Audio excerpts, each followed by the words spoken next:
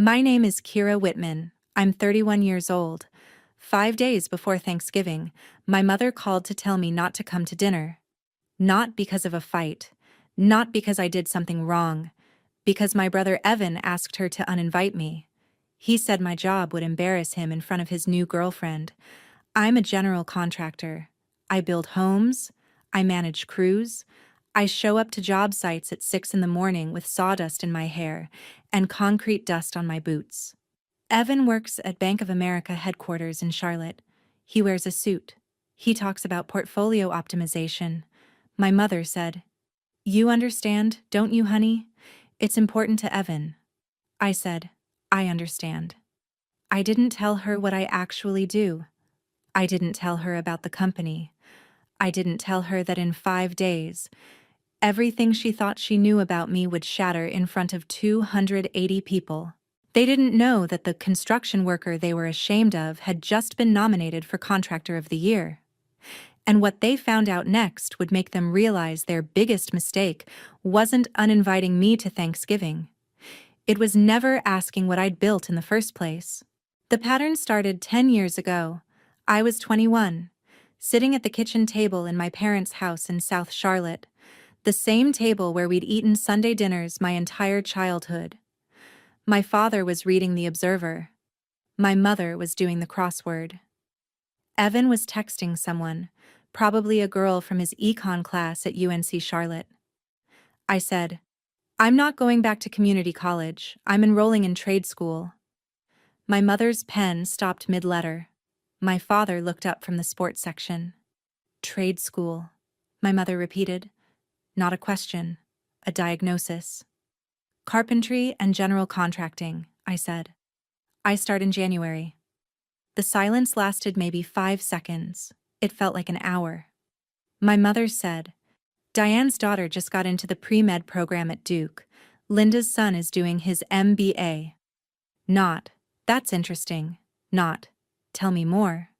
Not, why do you want to do that? Just, other people's children are doing better things." My father folded his paper. "Kira, that's hard work. Physical work.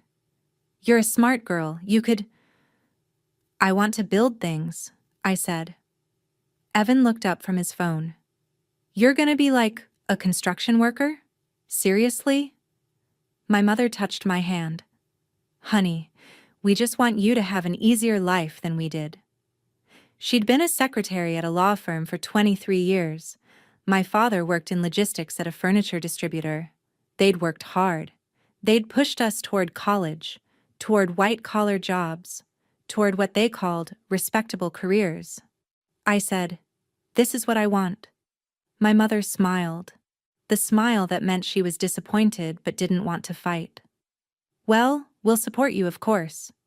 But support, I learned, has conditions. Over the next 10 years, they asked Evan about his job every Sunday. Every single one. "How's the bank? Did you get that promotion? What's your 401k match looking like? Are they sending you to the conference in Atlanta?" They asked me, "How's work?" Not, "What project are you on?" Not, "What are you building?" Just, "How's work?" The same way you'd ask someone how the weather is. Polite, disinterested. A box to check before moving on to Evan's quarterly review. When I got my general contractor's license at 24, I told them at Sunday dinner. My mother said, "That's nice, honey," and asked Evan if he'd heard back about his promotion. When I started my own company at 26, Whitman Build and Design, LLC, registered with the state, official letterhead, business insurance, the whole thing. I told them at Sunday dinner.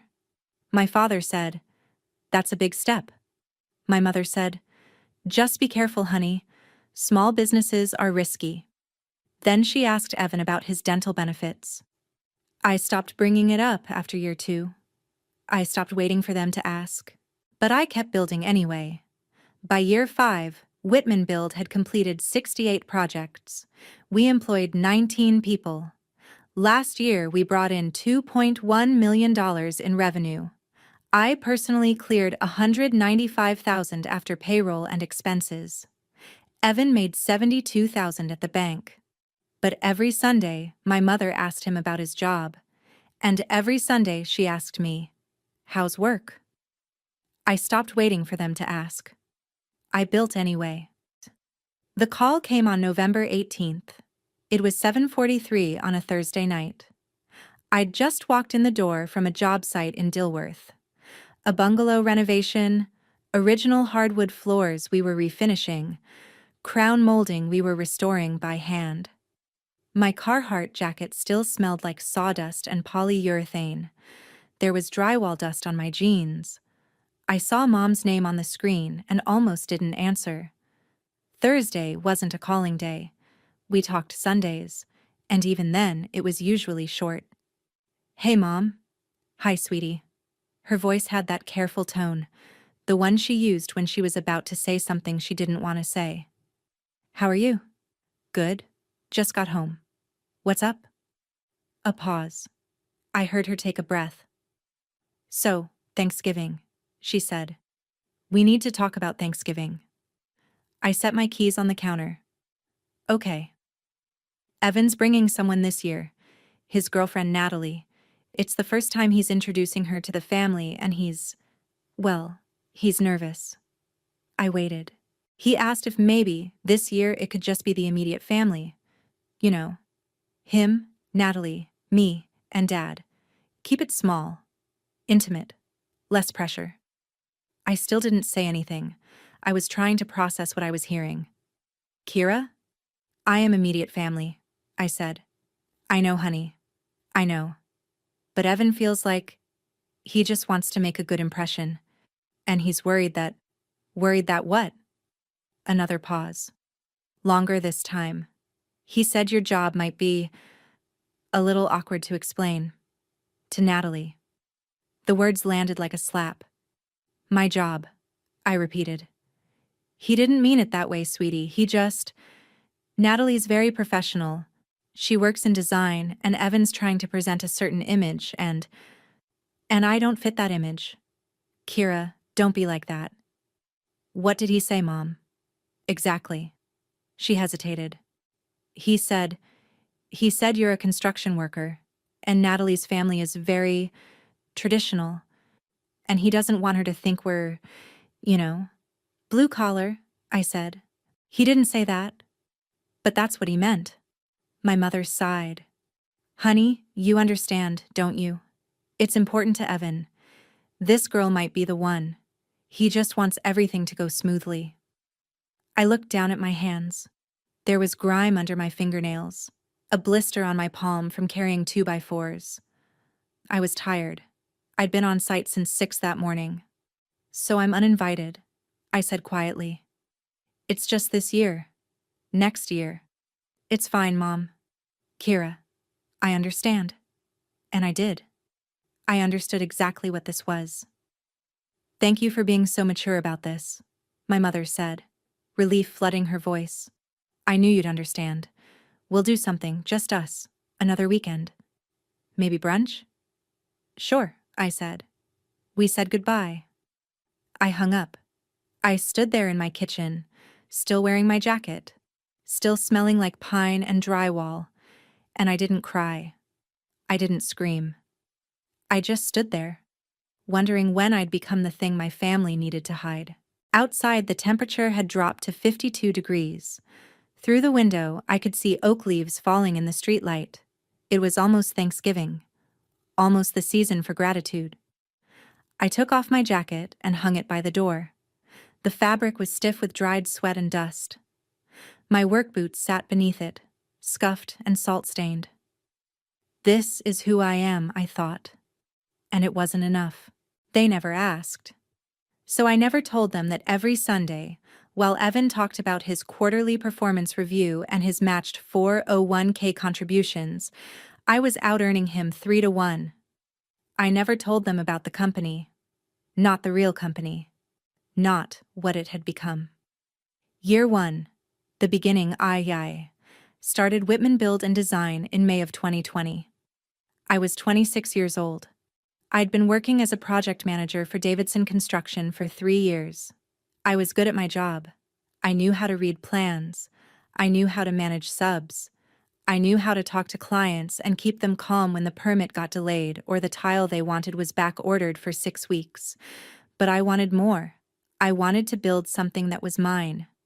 So I registered the LLC, filed the paperwork, got the insurance, $2 million in liability coverage, which cost me $4,800 a year and made me nauseous to write the check. I bought a used white Dodge Ram for $38,500, paid in cash from money I'd saved over 4 years.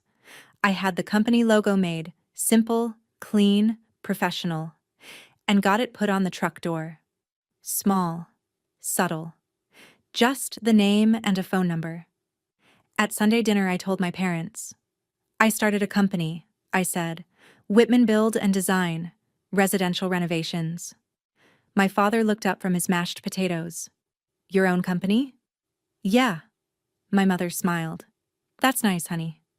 It's a big step, my father said. Just be careful. Most small businesses fail in the first 5 years. I know, I said. Evan said, so you're like a contractor now? Do you have employees? Not yet. Just me. He nodded, already losing interest. Cool. My mother turned to him. Evan, did you hear back about that team lead position? And just like that, we moved on. Year 2. Proving ground. By the end of year 2, I'd completed 14 projects. Small stuff mostly. Kitchen remodels, bathroom renovations, a sunroom addition in Myers Park that came in under budget and got me a 5-star Google review that brought in 3 more clients. I hired my first employee, Miguel Santos. He was 42, a Finnish carpenter who'd worked in residential construction for 20 years. He was better at trim work than anyone I'd ever seen. I told my parents at Sunday dinner. I hired someone, I said. Miguel. He's a carpenter. That's great, honey, my mother said. That's really great. Then she asked Evan about his department restructure. Year 3. The breakthrough. Year 3, I landed my first big contract, $120,000. A full gut renovation of a 1920s craftsman in Dilworth. Original hardwood floors, original windows, a kitchen that hadn't been updated since 1976. I was terrified.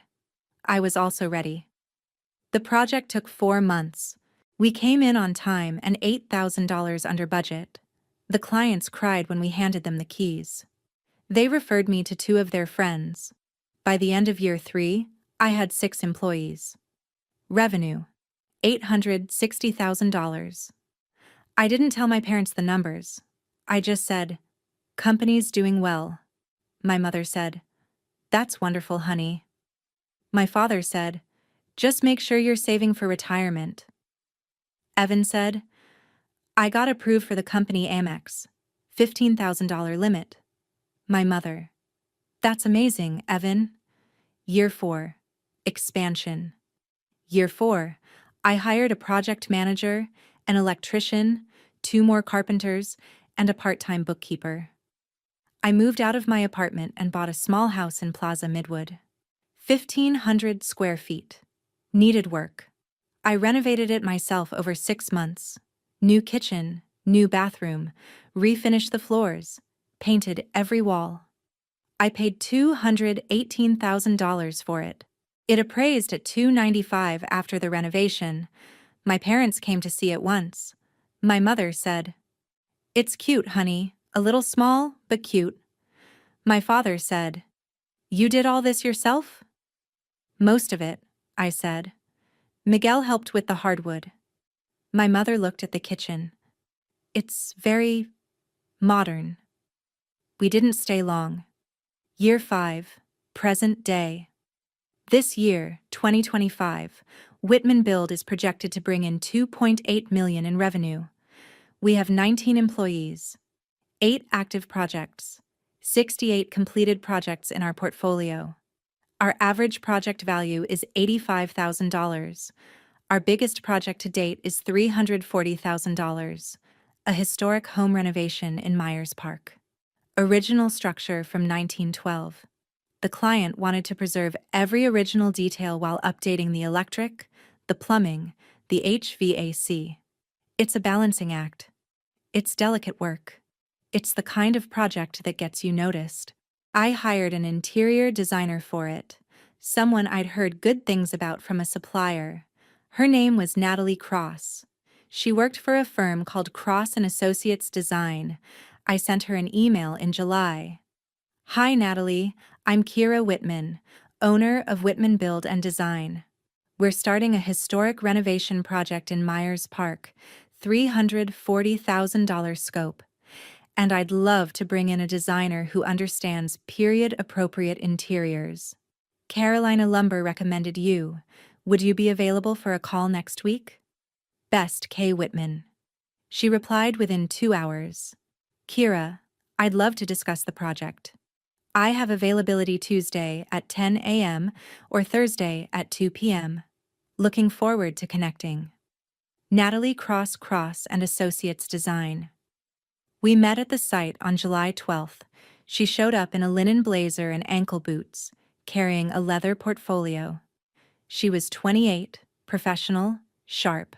She walked through the house with me, took notes, asked smart questions about load-bearing walls and original molding profiles, and whether we were keeping the pocket doors.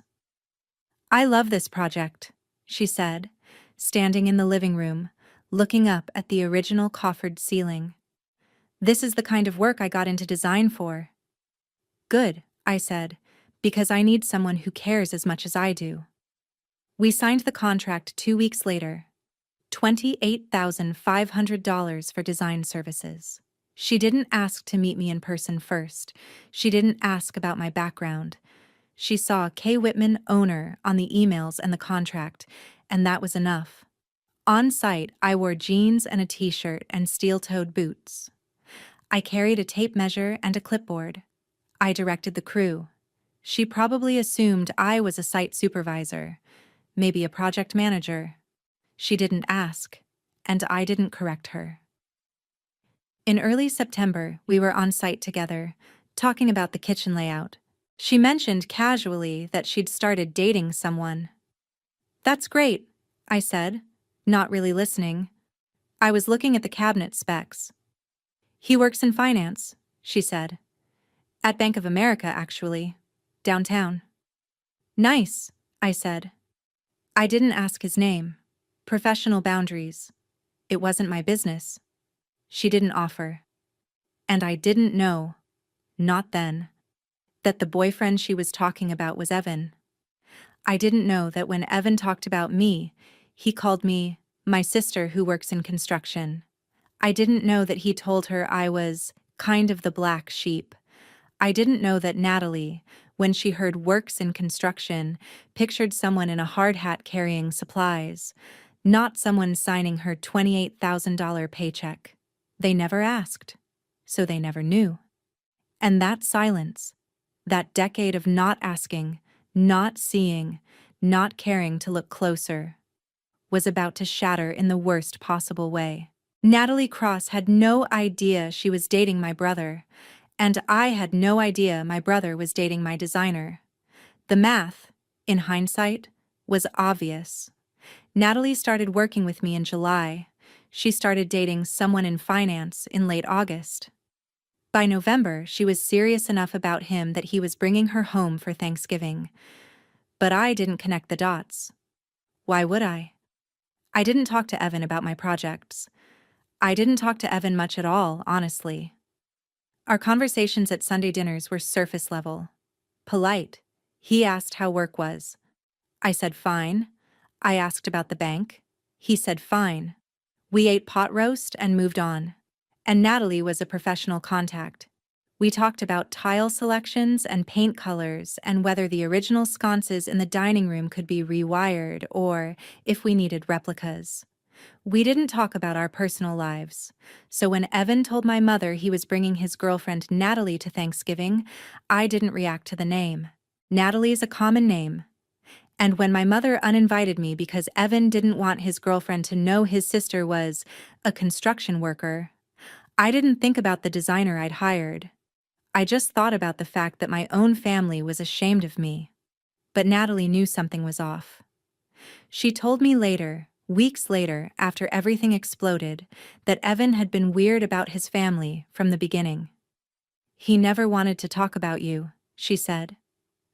When I asked about his sister, he'd say, "She works in construction," and then change the subject.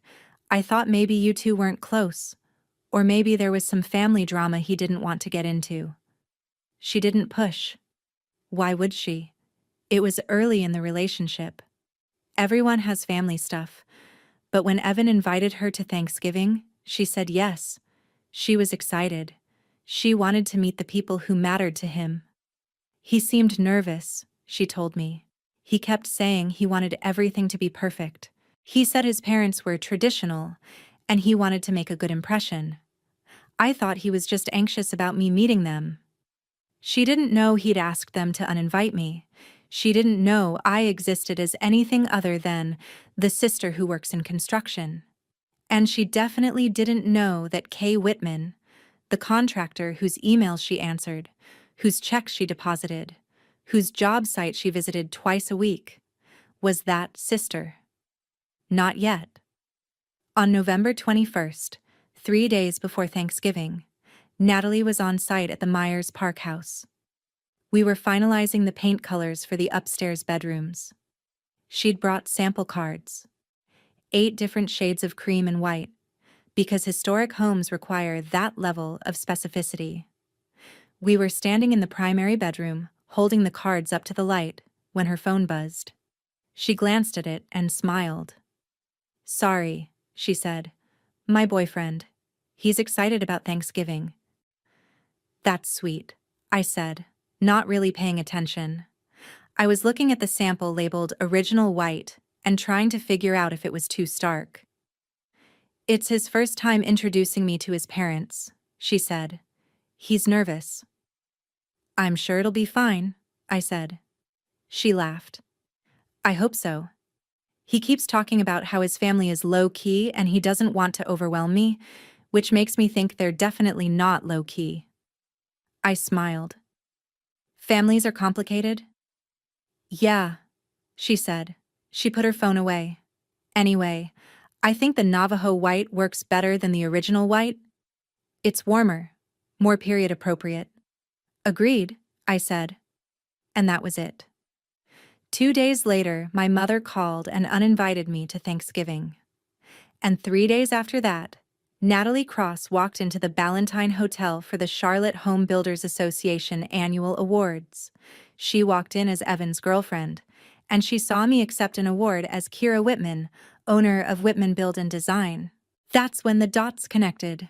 That's when everything fell apart. Thanksgiving Day was Thursday, November 23rd. I woke up at 5:30 in the morning, same as always. The house was quiet, cold. I made coffee in my French press, black, no sugar, and stood at the kitchen window, watching the sky lighten over the neighborhood. 58 degrees outside, clear. The oak trees in the yard were half bare, leaves scattered across the grass like rust-colored confetti. It was Thanksgiving, and I had nowhere to go. I thought about calling a friend. I thought about finding a restaurant that was open, sitting at the bar, ordering turkey and mashed potatoes like it was just another Thursday. Instead, I got dressed in my work clothes, jeans, a thermal shirt, my Carhartt jacket, and drove to the Dilworth job site, the bungalow renovation. We were almost done. Just trim work left, and some final touches on the refinished floors. The client wanted to move in by December 1st, and we were on track. I parked in the driveway at 6:45. The street was quiet. Everyone else was home, probably still asleep, or starting to prep their turkeys. I unlocked the door and went inside. The house smelled like fresh paint and sawdust. The floors gleamed, honey-colored and smooth. We'd done good work here, the kind of work that would last 50 years. I spent the morning finishing the baseboards in the living room. Caulking, sanding, painting, detail work. The kind of thing that requires focus, patience, steady hands. I worked until 3 in the afternoon. Then I sat on the front porch, ate leftover Thai food I'd picked up the night before, $18.40 for pad CEW and spring rolls, and watched the sun slant through the trees. My phone buzzed. A text from Evan. Happy Thanksgiving. I stared at it for a long time. He didn't say, "Wish you were here." He didn't say, "I'm sorry." Just, "Happy Thanksgiving." I didn't reply. I finished my food, threw the container in the trash, locked up the job site, and drove home. The neighborhood was full of cars, families gathered in living rooms, visible through lit windows, laughter, warmth, belonging. I went inside my house, took a shower, put on sweatpants, and sat on the couch with my laptop. I answered emails. I reviewed the schedule for next week. I updated the budget spreadsheet for the Myers Park project. At 8:30, I closed the laptop and went to bed. I didn't feel sorry for myself. I felt free. For the first time in 10 years, I wasn't performing for them. I wasn't sitting at a table, pretending it didn't hurt when they asked Evan about his 401k match and asked me, "How's work?" I wasn't there, and I was fine. Better than fine. I was building something they couldn't see, and I didn't need them to see it anymore. But in 5 days, they'd see it anyway. The Charlotte Home Builders Association Annual Awards took place on Tuesday, November 28th, at the Ballantine Hotel and Conference Center. I arrived at 6:15. The parking lot was already half full. I recognized trucks from other contractors, sedans from suppliers, a few luxury cars that probably belonged to architects and developers. I parked my white Dodge Ram in the back row and sat there for a minute. Engine running, heat blasting. I was wearing a black suit, a white blouse. Heels I'd bought specifically for this event and had worn exactly once before, at a client meeting 6 months ago. My hair was down, straightened, falling just past my shoulders.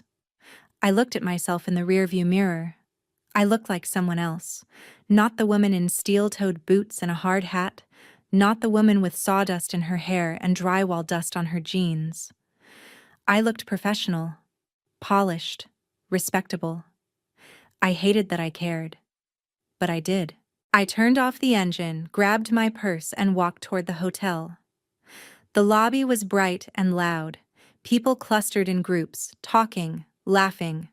I saw Jim Bradshaw from Bradshaw Electric, the company we subcontracted for most of our projects. He waved. I waved back. I checked in at the registration table. The woman behind the table, mid-50s, reading glasses on a chain, found my name on the list and handed me a name tag. Kira Whitman. Whitman Build and Design. Nominee. "Good luck tonight," she said, smiling. "Thanks," I said. I pinned the name tag to my jacket and walked into the ballroom. The room was massive. Round tables draped in white tablecloths, centerpieces of burgundy and gold flowers, a stage at the front with a podium and a screen displaying the CHBA logo. I found my table, table 12. The nominees' table.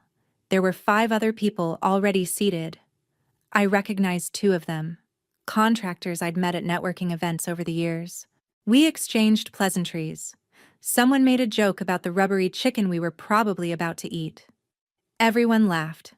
I sat down and glanced at the program booklet on my plate. Charlotte Home Builders Association Annual Awards Gala, November 28th, 2025. Inside, there was a list of categories. Contractor of the Year. Under 35 was on page 4. 3 nominees. I was one of them. I'd known I was nominated for 2 months. The email had come in September. I'd read it 3 times. Sure, I'd misunderstood. But I hadn't. Someone had nominated me. The board had reviewed the submissions, and I'd made the cut. I hadn't told my parents. I hadn't told anyone, really, except Miguel, who'd hugged me so hard he'd lifted me off the ground. Now, sitting here in this ballroom with 280 people, I felt the weight of it. This was real. I was here. I looked across the room, scanning the tables, recognizing faces. Suppliers, architects, city officials, bank representatives in suits, here because their companies sponsored the event. And then I saw them. Table 23, 40 feet from the stage, clear sightline. Evan, my mother, my father, and Natalie. My breath stopped. Evan was wearing a navy suit. My mother was in a burgundy dress I'd never seen before. My father looked uncomfortable in a tie. And Natalie was in a black cocktail dress, hair pulled back, smiling at something Evan was saying. They were here. Evan worked for Bank of America. B of A was one of the event sponsors. He must have gotten tickets. Brought Natalie. Brought our parents to impress her. They had no idea I was here. I turned back to my table, heart pounding. This was about to get very, very complicated. Dinner was served at 6:45. Rubbery chicken, as predicted. Mashed potatoes, green beans, a roll that could double as a doorstop. I ate because I needed something to do with my hands. At table 23, I could see my family talking, laughing. My mother touched Natalie's arm, said something that made Natalie smile. My father nodded along. Evan looked proud. This was what he wanted. His girlfriend, charmed by his family.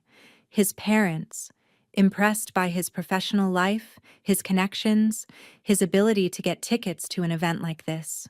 None of them looked my way. Why would they? At 7:15, the MC took the stage, a woman in her 50s, president of the CHBA, wearing a red dress and a confident smile. "Good evening, everyone," she said, and the room quieted. "Welcome to the Charlotte Home Builders Association Annual Awards. We're so glad you're here tonight to celebrate the incredible work happening in our community."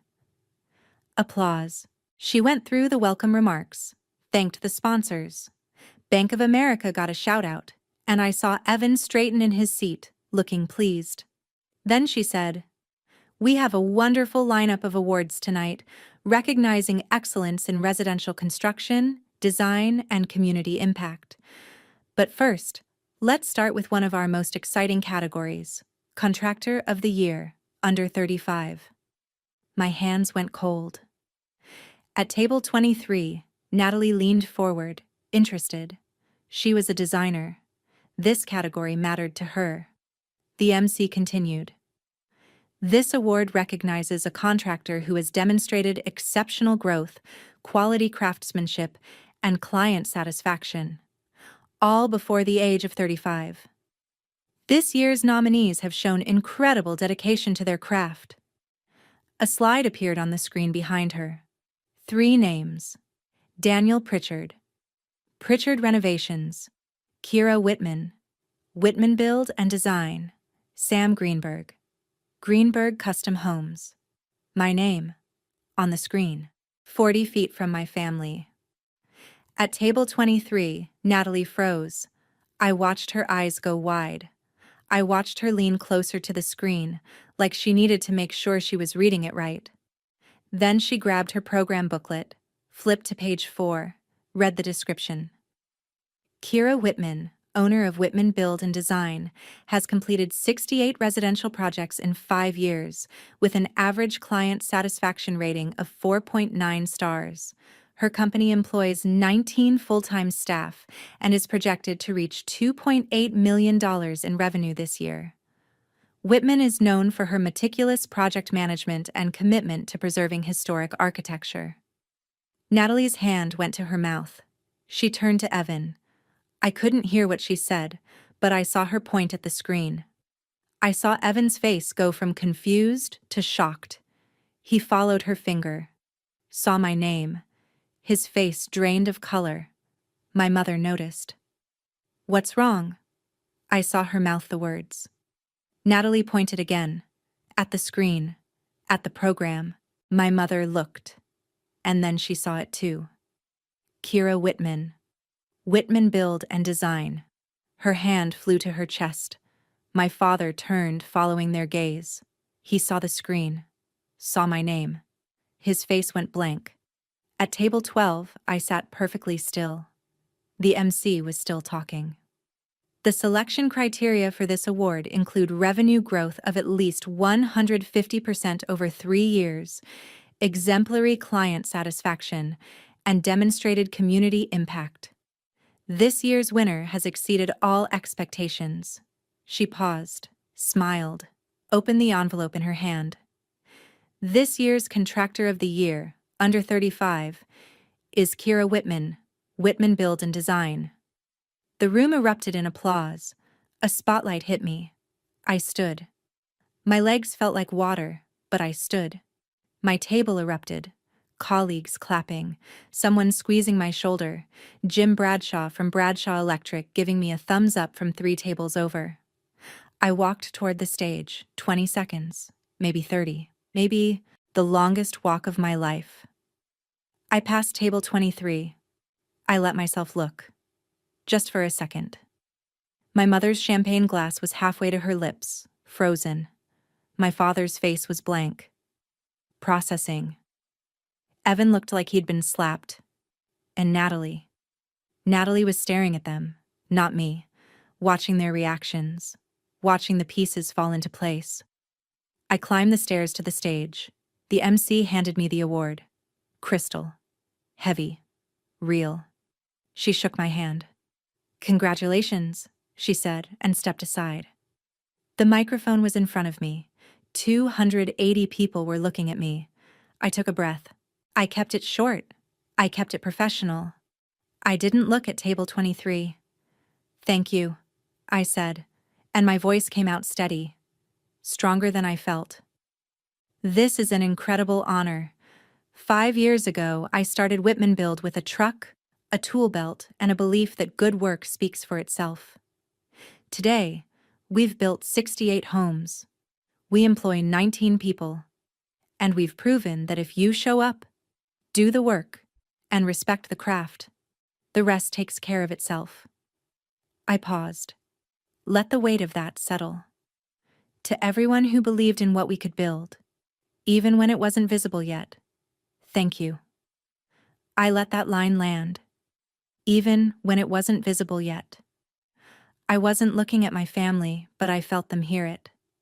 I stepped back from the microphone. Applause. Louder this time. The MC returned, took the microphone, started talking about the next category. I walked off the stage, carrying my award, and returned to my table. Someone handed me a glass of champagne. Someone else said, "You deserve this." I smiled, said thank you, sat down. My phone was on the table, face down. It buzzed. I flipped it over. A text from an unknown number. "We need to talk." "Mom," I put the phone back down. "Not yet." Cocktail hour started at 8. The awards were over. People milled around, drinks in hand, conversations buzzing. I was talking to Mike Hensley, an electrician I'd worked with on 3 projects, when I saw my mother approaching. She was walking fast. My father was behind her, looking uncertain. Evan and Natalie were still at the table. "Kira," my mother said, and her voice was tight, controlled. "We had no idea you'd be here." Mike glanced between us, sensing tension. "I'll, catch you later, Kira. Congrats again." "Thanks, Mike," I said. He left. My mother stood in front of me, clutching her purse like a shield. "We had no idea," she said again. "That's correct," I said. My voice was calm, cold. "You didn't." My father stepped forward. "Kira, why didn't you tell us about this? About the nomination?" I looked at him. 10 years of Sunday dinners, 10 years of housework, 10 years of asking Evan about his 401k and his quarterly reviews and his dental benefits. "I did tell you," I said quietly, 5 years ago. I told you I started a company. You said, "That's nice, honey," and asked Evan about his promotion. My mother's face flushed. But this is a real company. This is— What did you think I did? I asked. Sweep floors? Silence. My father opened his mouth, closed it. My mother's eyes were shiny. Her mascara was smudged at the corners. "Excuse me," I said. "I need to thank my sponsors." I walked past them. I made it 5 steps before I heard Evan's voice. "Kira, wait." He caught up to me near the coat check, grabbed my elbow. I stopped. Turned. "Don't touch me," I said quietly. He let go, held up his hands. "I didn't know," he said. "I didn't know it was this big. You never asked. You never said—" "I did, Evan. I told you. I told Mom and Dad. I told you at Sunday dinners. You just didn't listen."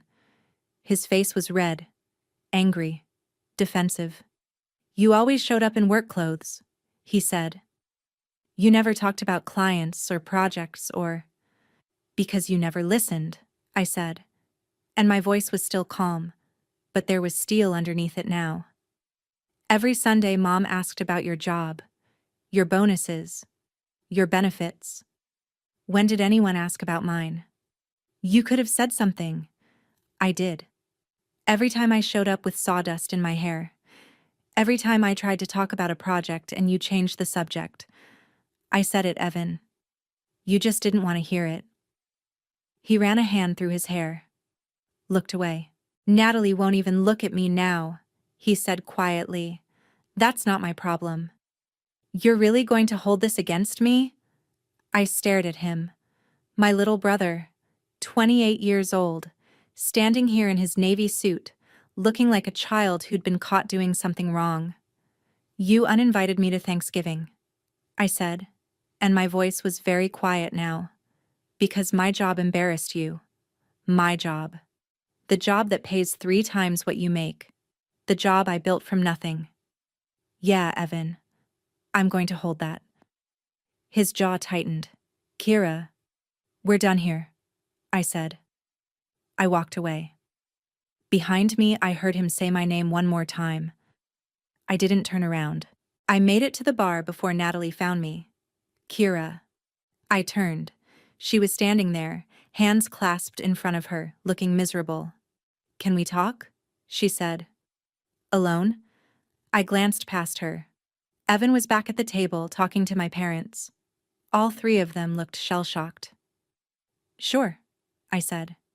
We walked to a quieter corner of the lobby, near the windows overlooking the parking lot. Natalie took a breath. "I'm so sorry," she said. "For what?" "For not connecting the dots. For not realizing Kay Whitman was you. For—" She stopped, shook her head. "God, I feel like an idiot." "You didn't know," I said. "I should have. I saw you on job sites. I knew you were competent, professional. I should have asked more questions. I just assumed that I was an employee," I said. "Not the owner." She nodded, looking ashamed. "It's fine," I said, and I meant it. "You're not the first person to make that assumption." She looked at me. He lied to me. Or he didn't know. I'm not sure which is worse. "What did he say?" I asked. "About me." "What did Evan say?" She hesitated. "Please," I said. "I need to know." She took a breath. "He called you the family embarrassment," she said quietly. "He said you'd never amount to anything, that you were jealous of him, that you resented his success." The words hit like fists. I didn't react. I kept my face neutral. But inside, something cracked. Natalie continued. "When I heard construction worker, I pictured someone, I don't know, someone on a crew, someone carrying supplies, not someone signing my paychecks." She pulled something out of her purse, a business card, handed it to me. "When you're ready to talk about the Morrison project," she said, "call me. Professional only. I'm done with Evan." I took the card, embossed, cream-colored, heavy stock, Natalie Cross and Associates design. "Thank you," I said. She nodded. "You deserve this award. You deserved it 5 years ago. And I'm sorry it took this long for anyone to see it." She walked away. I stood there, holding her card, watching her disappear into the ballroom. Then I turned and walked toward the exit. I made it to the lobby before my mother caught me. "Kira, please." I stopped, turned. She was standing there, my father beside her, both of them looking small and lost. "Can we take you to dinner?" my mother asked. "To celebrate?" I looked at her. Really looked at her. She was 63 years old. She'd worked as a secretary for 23 years, watching men with less skill get promoted over her. She'd pushed us toward white-collar jobs because she thought it meant safety, security, respect. She'd wanted us to have an easier life than she did, and in doing that, she'd missed the life I'd actually built. "No," I said quietly, "but thank you for asking." For the first time. Her face crumpled. My father reached for her hand. I looked at both of them. 10 years of Sunday dinners. 10 years of dismissal, wrapped in politeness. And now, standing here in the lobby of the Ballantine Hotel, they finally saw me. But it was too late for tonight. "I need to go," I said. I walked past them, through the lobby, out the doors, into the November night. The air was cold. 46 degrees. I could see my breath. I walked to my truck, got in, set the award on the passenger seat, started the engine. The dashboard lights glowed. The heater kicked on. I sat there for a minute, hands on the wheel, looking at the crystal trophy beside me. Contractor of the Year. Under 35, Kira Whitman. They'd spent 5 years not seeing me. Tonight, I made sure they couldn't look away. The first email came 3 days later, Sunday morning, December 1st. 6:23 a.m. I was in bed, half asleep, when my phone buzzed on the nightstand. I picked it up, squinting at the screen. An email from my father. Subject: "We owe you an apology." I sat up. Opened it. "Kira, I've been trying to write this for 3 days. There's no good way to say it. We failed you. We assumed. We dismissed. We never asked what you were building because we were afraid it wouldn't fit the picture we had in our heads. We were wrong.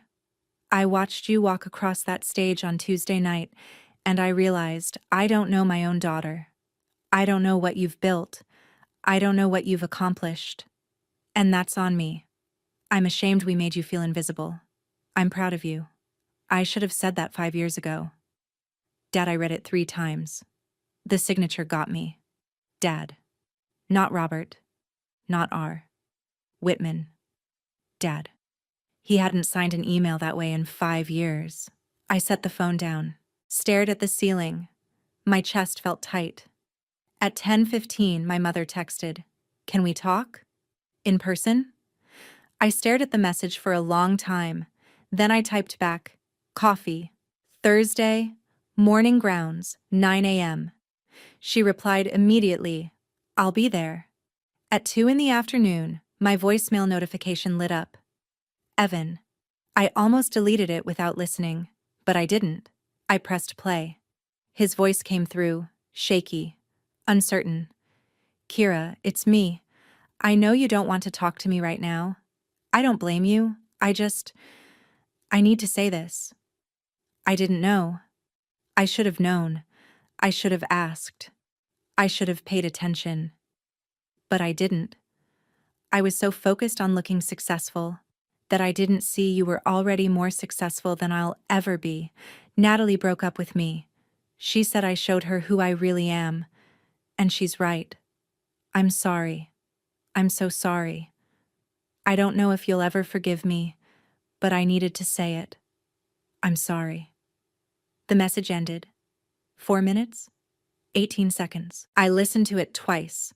Then I set the phone down and went back to work. Thursday morning, December 8th. Morning Grounds Cafe. Brick walls, Edison bulbs, the smell of espresso and cinnamon rolls. I got there at 8:50, ordered a black coffee, no sugar. Found a table by the window. My mother arrived at 8:58. She was wearing a gray sweater, jeans, minimal makeup. She looked tired. She saw me and walked over. "Hi, honey," she said quietly. "Hi, Mom." She sat down, set her purse on the floor. A barista appeared. "Can I get you anything?" My mother glanced at my coffee. "Black coffee, no sugar." The barista left. My mother looked at me. "You still drink it that way?" "Yeah." I should have remembered that. Silence. The barista brought her coffee. My mother wrapped her hands around the cup, like she needed something to hold on to. "Thank you for meeting me," she said. I nodded. "I don't know where to start," she said. "Start with why?" I said. She looked confused. "Why what?" "Why you never asked. Why you dismissed it every time I tried to tell you. Why you let Evan uninvite me to Thanksgiving." She flinched, took a breath. "I wanted you to have an easier life than I did," she said quietly. I waited. "I worked as a secretary for 23 years, she continued. "I watched men with half my skill get promoted. I watched women like me get stuck answering phones and filing paperwork while everyone else moved up. I wanted you to have more than that. I wanted you to have respect, a career, security. I have all of that," I said. "I know." Her voice cracked. "I know that now. But when you said you were going to trade school, all I could think was, she's going to struggle the way I did. I thought it was hard labor, low pay, no respect. I didn't think it could be what you made it." "Because you never looked," I said. She nodded, tears welling in her eyes. "I'm so sorry, Kira. I dismissed you. I made you feel small. And I didn't even realize I was doing it." I looked out the window, watched a car pull into the parking lot. A woman got out, carrying a toddler on her hip. "I needed you to be proud of me," I said quietly. "Not proud of what I became despite you. Proud of the work, the actual work." "I am now," she said. "Does that count?" I turned back to her, looked at her face, the lines around her eyes, the gray in her hair, the way her hands shook, just slightly, as she held her coffee. "I don't know yet," I said honestly. She nodded. "That's fair." We sat in silence for a minute. Then I said, "I'll come to Christmas." Her head snapped up. "You will?" "On one condition." "Anything. If anyone, you, Dad, Evan, makes a joke about my job, I'm leaving. If anyone dismisses it, or minimizes it, or acts like it's less than what Evan does, I'm leaving. And I won't come back." She swallowed hard. "Okay. And I'm not going to dress different or talk different to make you comfortable. This is who I am. If you can't accept that, tell me now." "I accept it," she said quickly. "I do, Kira. I'm sorry it took so long." I nodded. "And I'm bringing someone," I said. Her eyes lit up. "A boyfriend?" "Miguel. My lead carpenter. He doesn't have family here. He's been with me since year 1. Her face flickered. Surprise. Maybe disappointment. But she nodded. "Okay," she said. "We'd love to have him." We finished our coffee. 47 minutes, start to finish. When we stood to leave, she hugged me. I let her. Over the next 2 weeks, I set the terms. I sent an email to my parents. Simple. Clear. I'm willing to rebuild this relationship. But it has to be different. From now on, 1. If you want me at family events, ask me at least 2 weeks in advance. Respect my answer, even if it's no. 2. If you want to know about my work, ask. But don't ask to check a box. Ask because you actually care. 3. I will not perform success for you. I will not change who I am to make you comfortable. If you can agree to these terms, I'll see you at Christmas. Kira. My father replied first. Agreed. We'll do better. My mother replied an hour later. Thank you for giving us another chance. Evan sent a separate email. Can I call you? I replied. Not yet. Maybe in a few months. He wrote back. I understand. I didn't hear from him again. Christmas fell on a Thursday. I drove to my parents' house at noon. Miguel in the passenger seat. He was nervous. You sure about this? No, I said. But we're doing it anyway. He laughed. We pulled into the driveway. My parents' house looked the same as always. Lights on the porch. A wreath on the door. My father's truck parked on the street. We went inside. My mother answered the door. She smiled, genuine, warm, and hugged me. Merry Christmas, honey. Merry Christmas, Mom.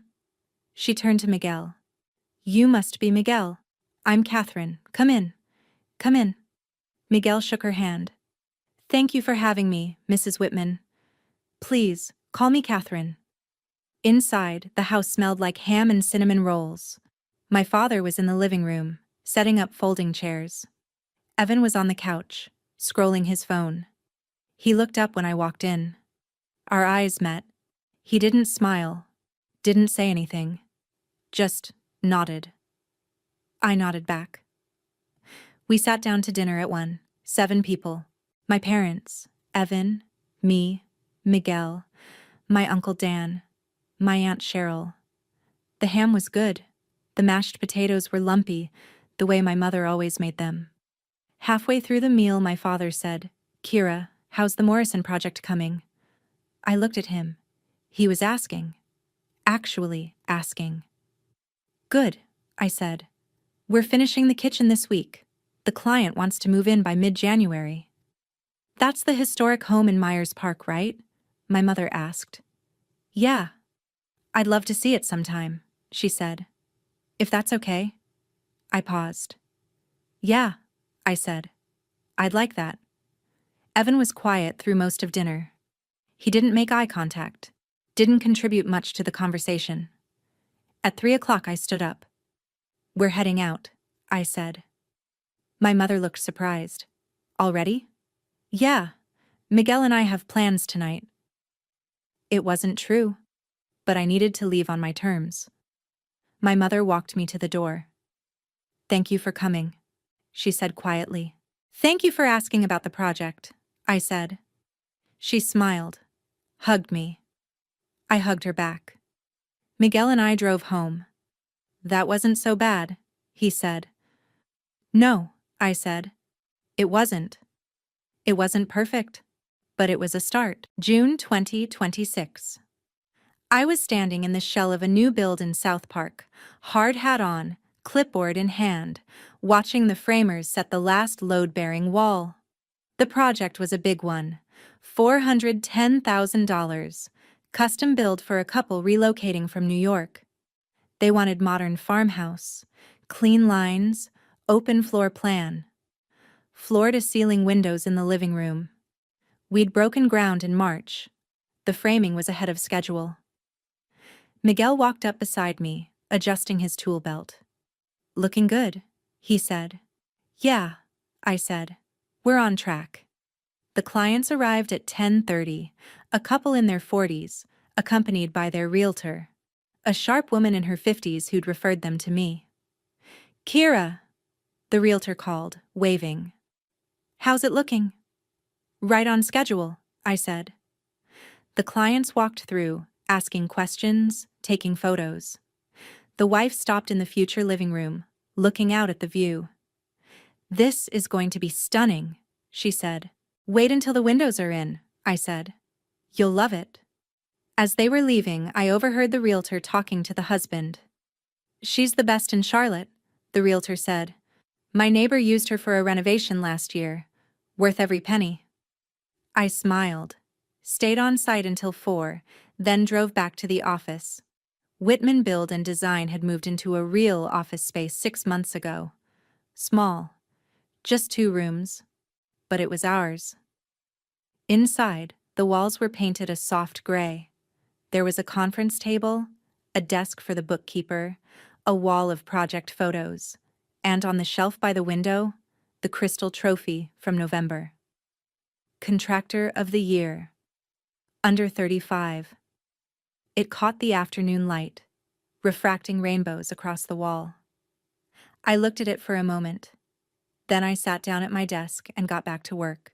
My mother called on a Thursday in June. Not a Sunday. A Thursday. 2:15 in the afternoon. I answered. "Hey, Mom." "Hi, honey, how are you?" "Good. Just finished a site walk. What's up?" "Nothing urgent, I just wanted to hear your voice." I paused. "Oh. How's the South Park project?" she asked. "Good. Framing's done. We're starting on plumbing and electric next week." "That's wonderful. Your father was asking about it. He wanted to know if we could come see it sometime. Would that be okay?" I looked out the window. The afternoon sun was slanting through the trees. "Yeah," I said. "I'd like that." We talked for 12 minutes. She asked real questions about the permits, the inspections, whether the clients were happy. I answered without guardedness. It felt strange, new, but good. "I'll let you get back to work," she said finally. "Love you, honey." "Love you too, Mom." I hung up, sat there for a minute, phone in hand. Then I smiled. That evening, I sat in my truck in the office parking lot, engine off, windows down. The sun was setting, pink and orange light spilling across the horizon. I could see the trophy on the shelf through the office window, crystal catching the last rays of light. I thought about Thanksgiving, 7 months ago. The phone call, the disinvitation, the quiet devastation of realizing my own family was ashamed of me. I thought about the award night, the look on their faces when my name was called, the moment everything shifted.